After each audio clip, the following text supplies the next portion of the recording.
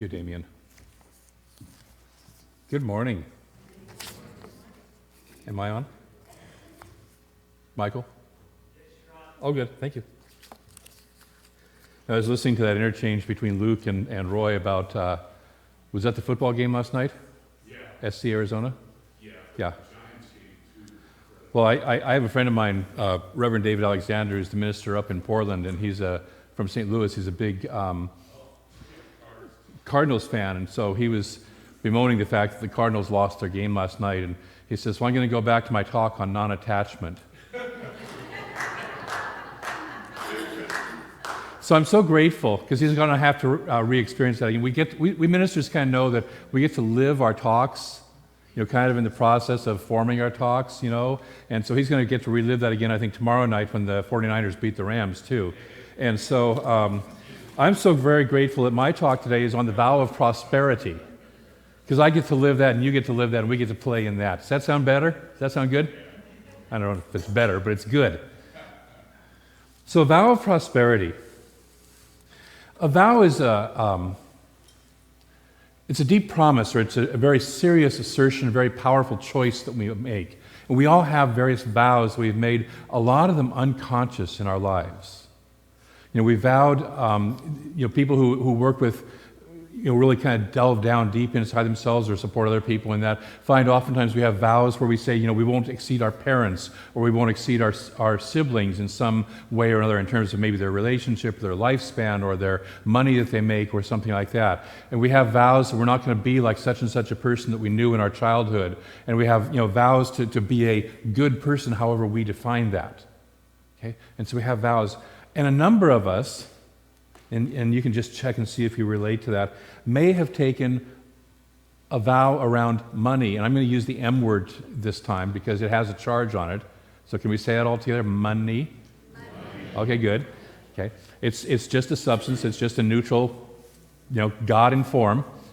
Same as anything else. Same as the chair you're sitting in or the wall or anything else. It's just God in form. But we have sometimes a vow around keeping that stuff away from us because we believe it's more spiritual. Anybody relate to that or know somebody who relates to that? Yep. Okay, a couple hands there. The rest of us take a breath. Last week we talked about a definition of prosperity from Edwin Gaines. I want to read one today from Raymond Charles Barker from his book, The Power of Decision. Prosperity is the ability to do what you want at the instant you want to do it. Prosperity is the ability to do what you want at the instant you want to do it. This is living the full life. You will note that the goal is not money. Money is a means to the end, but not the end in and of itself. Okay? A great many of us would love to do certain things in the world. We'd love to live our lives more fully, but we end up saying, I can't afford that. I don't have enough money. I can't figure out a way to make that happen. Anybody besides me? Okay, one or two. The rest of you are great. Okay, so this is the talk for the five or six of us who are playing with this. The rest of you can lead us and teach the way. So we have limiting thoughts when it comes to money. Okay? And a lot of those are formed when we're very young. We make this vow of poverty. We're oftentimes told or we observed somebody, and so we made a conclusion. We decided that we don't want to be like that. And a lot of these vows that we make are unconscious. We did not consciously sit there and go, well, I'm going to live a life of poverty and deprivation. Okay? Most of us don't do that and make that decision consciously. But we look around us and we see something like, being poor is more spiritual or something like that. And so we start to play with that. We start to take that in. So we take that vow of poverty to be more spiritual as oftentimes. And yet the truth is that the Bible is a prosperity book. The Bible, we'll talk about this in a minute, but the Bible, which a lot of us have worked with in our youth or been influenced by in the culture, is a prosperity book. Psalms 145:16 says, you open your hand and satisfy the desire of every living thing, which sounds a whole lot like the ability to do what you want at the instant you want to do it. So what Psalms is saying, and many other quotes throughout the Bible, is The infinite is prosperous. Here's how Raymond Charles Barker says it. The infinite is a divine extravagance. The infinite is a divine extravagance. It is forever giving itself away. God knows no thrift. The infinite does not need to be thrifty, for it is inexhaustible mind and inexhaustible substance. It throws itself away, for it knows that only through expression can the abundant life be lived. Expression is release, and the infinite mind is forever releasing itself. You are a part of this creative process. You are the receiver of the infinite bounty. To you are given the total ideas of the universe, that you too shall express them. Take that in. You're the receiver of the infinite bounty of the universe. Open up and get that. Put your hands out like this. Receive it. Just get that in your body. Breathe it in. You are the receiver of the infinite abundance of the universe. Okay? So why would we form the idea that poverty is somehow spiritual?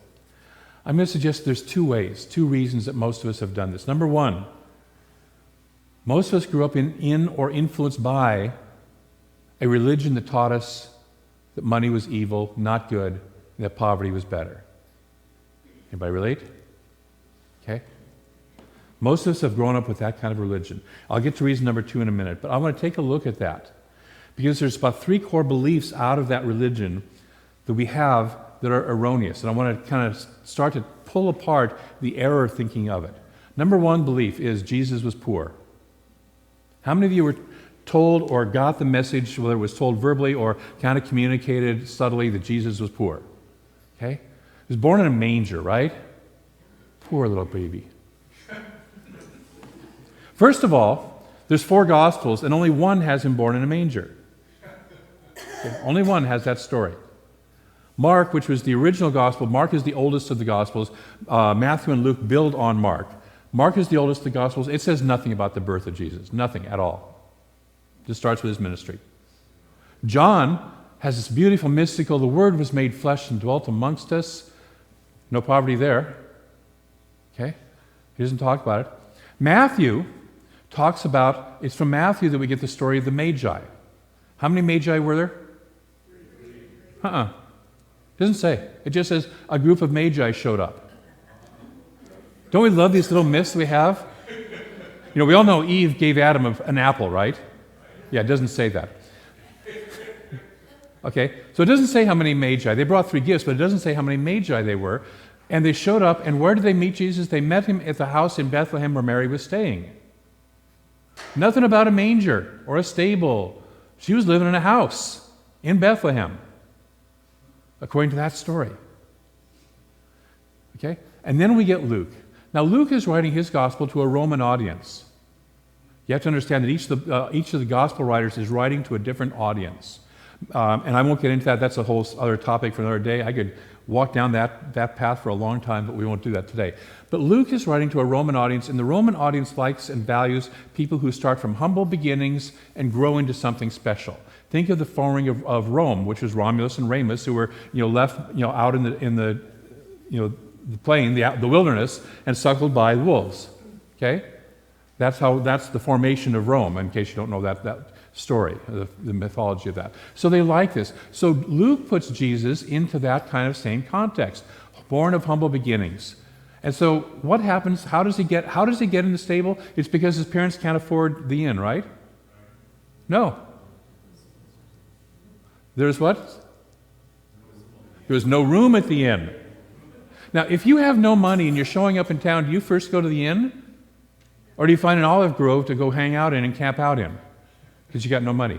They showed up at the inn. The problem was that Joseph and Mary had just come across the desert. Now think about this. 40 miles with a 9-month pregnant woman on the back of a donkey.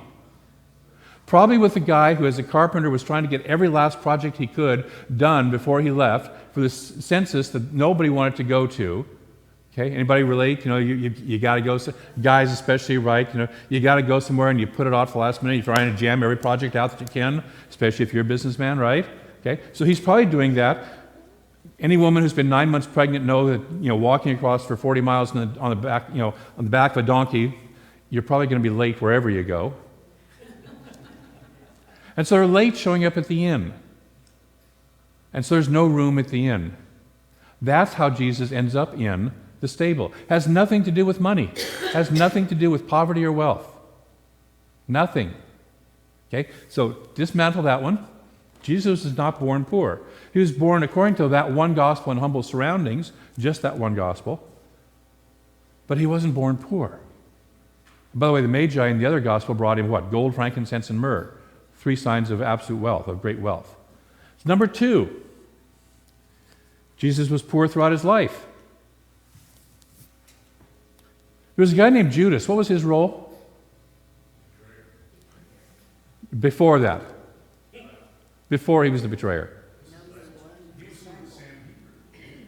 He was a treasurer. He was, with the disciples, he was a treasurer. He was the money keeper. Now, who needs a treasurer or a money keeper? Somebody who has money, right? Okay?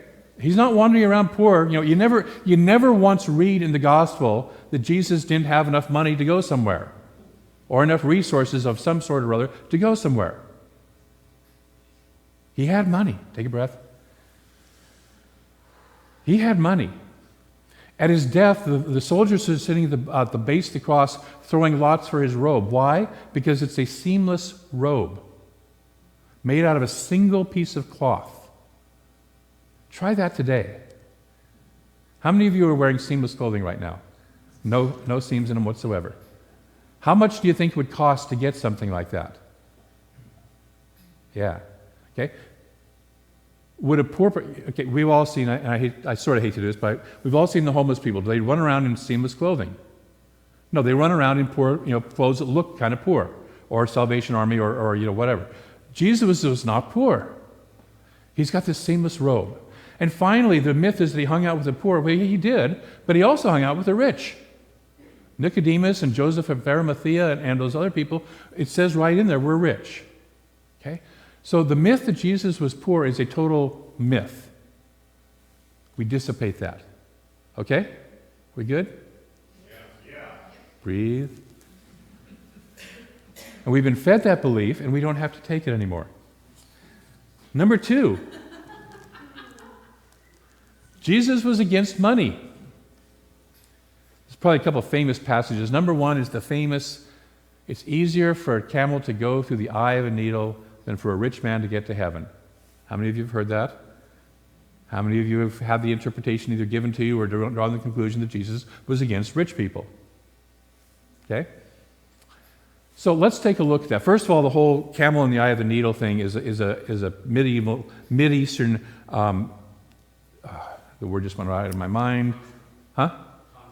Construct, thank you. Idiom, that was the word I was looking for. It's a Middle Eastern idiom. It's used elsewhere in the Bible. There's something about a passage of where the eye of the needle is too narrow for 2 enemies to walk through, but so wide that 2 friends could walk through it easily, or something to that effect. There's a bunch of idioms of that. Okay, and so the eye of the needle is this. There's a belief that the eye of the needle refers to a little gate beside the main gate in Jerusalem. That's not true. There is no such gate. There was no such gate beside the main gate of Jerusalem. It's just saying it's tough. Okay. But let's take a look at the context of who Jesus was talking to. This young man approaches him, and he says, "What do I need to do? What do I need to do to become more spiritual, to become more in alignment with Spirit? What do I need to do to fully get into my spiritual life?" And Jesus kind of gives him, first of all, you might call it almost the flip answer or the standard answer. And he says, follow all the laws. Follow the laws. Do what it is that you're required to do. And the young man says, I have done all that. And it says that Jesus looked on him with love. He realized this was a sincere seeker. This was a young man who really meant it. And so he says, basically, this is fine. That's the 101 teaching. Let's give you the high-level teaching. Take all you own, all your possessions, sell them, give the money away to the poor, and follow me. Now, first of all, we have to understand wealth in those days was not wealth in these days. Wealth in those days was not a bunch of money in the bank and a bunch of investment portfolios. Wealth was usually a bunch of cattle, property, and usually, and don't shoot me for saying this, but a bunch of wives. Okay? All the property, all the wealth. And it usually came from family tradition that was passed on from time to time. And there was a huge belief in the society that if you were wealthy, God loved you, and if you weren't, God didn't. Or if you were wealthy, you were in alignment with God, and if you weren't wealthy, you were out of alignment with God. So there's all this stuff, and it's weighing him down. In other words, the possessions own him rather than him owning the possessions. And what Jesus is basically saying to the guy is, dump that stuff. Get free of it. Come and follow me. This is the same thing he said to the disciples when he said, leave your nets and come and follow me, when he first was meeting them. Leave your fishing nets and come and follow me. Well, it was easier for them to leave the fishing nets than it was for this guy who had all this stuff to leave that. Some of us can relate. If some itinerant preacher would walk up to you and said, leave all your stuff behind and come and follow me, most of us would sit there and go, wait, let me think about this. I've got to go back and work some things out here. Okay? So what he's saying is, when we get weighed down by the possessions, it is so much harder for us. This is the same talk my friend Reverend David Alexander is doing, because we have attachment. We have attachment to our stuff. Anybody relate to attachment to stuff besides me? So we have attachment to stuff, and all he's saying is, it's hard for us to let go. It's interesting because right after he says that's we always hear that line. What nobody quotes is the next line that comes after that, because the disciples look at him and say, if he can't make it, what about us? Because they're still working the belief that wealthy people are closer to God. And Jesus has just kind of said, wealthy people, it's harder for a wealthy person to come to God than it is for a camel to go through the eye of the needle. And they're sitting there going, oh my God, if it's that tough for a wealthy person, what about us who are not so wealthy and therefore not in the favor of God? So they're wrestling with that. So Jesus was not against money. He actually taught prosperity throughout his whole teaching. He had no problems with money. The other great thing that we talk about is he drove the money changers out of the temple. Must be against money. No, the money changers in the temple, first of all, were doing business in a place where there really should have been spiritually consecrated and only spirit should have been happening. And secondly, most of the money changers in those days, what the money changers were doing were, you needed to do animal sacrifices back in those days. And they were selling the animals, and they were selling them at a cost. They were basically gouging the people is what they were doing. They were doing exchange rates because all these people were coming into the temple from outside of the area. They would have to make the money. And so they're gouging the people, and he's basically saying, not in my Father's house, you don't get to do that. Okay? We very gently, in this community, when I came here, there used to be the board desk back there, and we used to have class sign-ups and money exchange and stuff going on out there, and the practitioner table would sit out in the foyer. And I very gently switched that around, or maybe not so gently, switched that around so we had only in the sanctuary the spiritual consciousness. And there's a place where, as Jesus says, render unto Caesar's what is Caesar's, and render unto God what is God. There's a place for money to be exchanged and worked with, but there's also a place, and inside the temple is not the place for the money changers. That's all he's saying with that. It's not that he's against money, he's against where it's happening and where the people are doing that. Are we good? Yeah. Okay?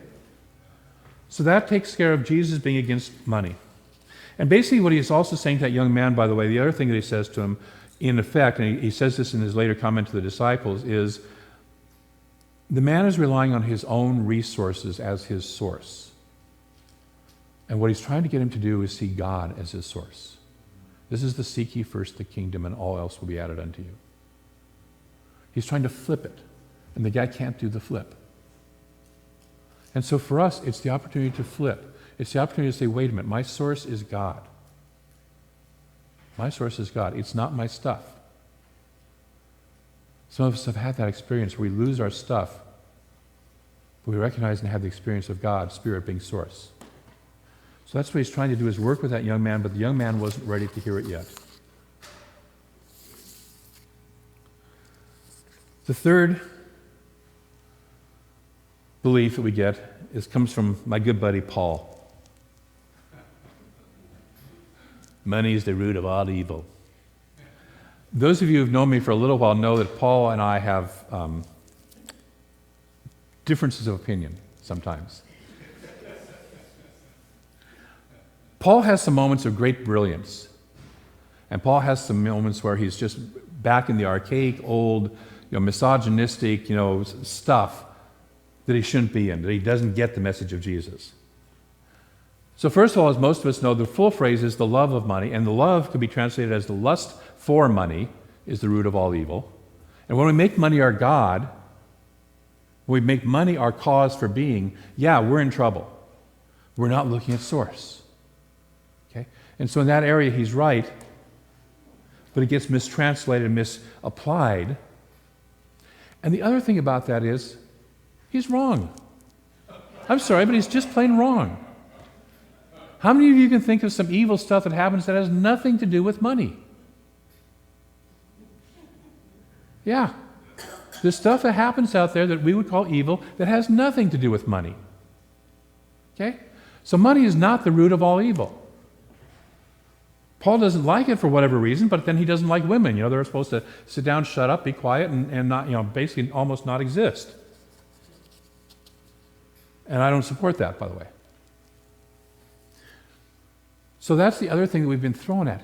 Money is the root of all evil, and we carry that around. And a lot of this happens, by the way, most of us will consciously say, oh, no, I don't believe that, but down underneath, it's still kind of working away. Right? I was with the practitioner class, or not practitioner class, the foundations class yesterday. We were doing a wonderful treatment workshop, and we came across a couple of those little hidden, buried beliefs. As we started to declare the good that we truly wanted, our minds started to go chatter, chatter, chatter. No, you can't have that. No, you don't deserve that. No, no, no. Okay? And so as we start to go for what we want, all this stuff starts to come out. But I like to say it comes out, as one of my teachers said, for the purpose of healing and release. So as we go for something bigger, as we go for a greater expression and expansion of how good we are, as we go for that vow of abundance that we truly are, all this other stuff comes chattering away so that we can see it and dump it. That's your purpose, is to dump it, so we can be in the full expression of the divine. So that's number one, is religion. Our religions have taught us, or the dominant Western religion has taught us that money is evil. Reason number two, many of us have gotten into Eastern religions, and we've been told that we should get rid of all of our desires. And some of the Eastern religions teach that, or at least seem to teach that on the surface. Get rid of all your desires and you'll be happy. How many have heard that? Okay? How many believe that? A couple people, okay. Here's the problem with that. A couple problems. First of all, the goal of some of the Eastern teachings is the complete release of the self, where I no longer exist as anything outside of the divine. But as I used the metaphor yesterday, it's like the moth going towards the flame. We go towards the flame of the divine. The problem is that when the moth and the flame become one, there is no more moth. Poof. Okay, there is only just the flame. So if that's your goal, and I'm not saying that's bad, I'm not saying it's wrong, but it's not what we work with in religious science. If your goal is the complete release of the self and release of all identity, then yes, desires are part of that, and it is good to get rid of your desires. But here's the dance that usually happens. I used to be a Zen Buddhist, and here's the dance that happens with that. The master invites you to get rid of all your desires. The student goes and spends 10 years getting rid of all their desires, cleansing themselves, purging themselves, doing all the stuff, comes back to the master and says, I have gotten rid of all my desires. The master says, well, why'd you do that? Well, I desire enlightenment. Well, get rid of that desire. That's a desire. And so then the student goes back and works on trying to get rid of the desire for enlightenment, and eventually decides and realizes and comes to be aware that we, as beings, are desiring beings. We are desire. Ernest Holmes puts it this way. Raymond Charles Barker puts it this way. Most real desires have been, desire arises from the necessity of the universe to become self-expressed. The desires that are coming through us, and this is especially what I call the desires of the heart and the soul, and you know those desires which are different, they feel different than the little ego mind that wants to just stuff itself with stuff. But there's a desire of our heart and soul to express. And that desire is the desire of the universe through us. And when we block that, we block our own life energy and we block the life energy of the universe. Okay? And so the reason we take a vow of prosperity is not so that we can accumulate more stuff, but so that we can be free to fully express the life energy that wants to express through us, as us. We get our bloated nothingness out of the way of that expression. Raymond Charles Barker says that most real desires have been thwarted by indecision. People go to their deaths with unfulfilled heart's desires because they never decided to act on them. And the reason that many of us decide not to act on them is because we don't feel that we have the power or the ability to do so. And oftentimes the reason for that is because we have a belief that wealth or money or whatever form it is bad or evil. And so we keep ourselves held back, we keep ourselves in check, we keep ourselves driving down the road with the parking brake on, thinking that that's the right way to drive. And what my invitation is that we start to rethink this, start to re-embody and take a vow of prosperity, because that's who we truly are. That's who the spiritual teachers truly are. I don't know of any spiritual master who's ever not had enough to do what he or she wants to do. Now, it may not show up in the form of money. Although, as I remember, there's a great phrase, it took a lot of money to keep Gandhi poor. Okay? Mother Teresa used a lot of money. Now, she didn't have a lot of money, she used a lot of money. Okay? Any of the ashrams in India take some money to maintain them and build them in the first place, as well as labor and volunteer, and all that stuff. This church takes money to run. We kind of want to get squeaky about that sometimes, but it does. It's just the fact of how we do things here. But the money is just the means to the end. Your life, especially here in the United States of America, at this particular time, takes some money to run. Have you noticed? You can't just send good intentions to the utility company or the mortgage company. I bless you so much. I will do prayers for you all week long. They don't like that. Okay? And so it takes some money to run. So how are you with the money? Are you free? Are you in a vow of prosperity? Or are you still holding on to an old vow of poverty? Can't even say that word. So this week, homework. 3 things. Number 1, notice if you might have a vow of poverty operating in your life. Just notice. Just become aware. As you deal with money this week, just notice your thoughts. Just notice what you think as you deal with money. All it is an awareness. Just become aware. What am I thinking? How am I feeling? What's going on as I deal with money?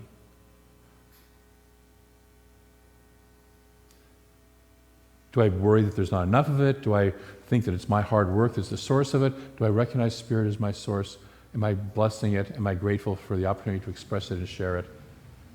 When I get those little things in the mail that says, we would like you to send us this much money so we continue to have your electricity work, do you sit there and go, oh, that's wonderful. I feel so great. Thank you very much for the opportunity to express more fully my wealth. Or do you sit there and go, oh my God, how am I going to pay that bill? Okay? Just notice your thoughts as you handle money. Perhaps notice your thoughts as you'd like to go out to eat, but you say, no, I shouldn't. I can't afford it. I'm going to budget myself. I'm not saying be stupid with money. Just notice. Just be aware. Notice if you're living in full expression. Secondly, create a new vow of prosperity. If you haven't done that, and I'm serious, consciously create a vow of prosperity. And one of the ones that I like, one of the processes that I like comes from Emma Curtis Hopkins, who is Ernest Holmes' teacher. And she has a process that she calls covenants with the universe. And here's what one of her covenants for prosperity would sound like. I covenant with the universe for my prosperity. I need do nothing to make myself prosperous, for my prosperity is my true divine nature, and I express it fully now.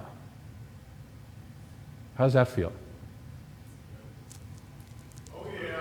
Okay, thank you. Maybe we should try that on. You want to try that on? Follow me with this. I covenant with the universe. For my prosperity. I need do nothing to make myself prosperous. For my prosperity is my true divine nature.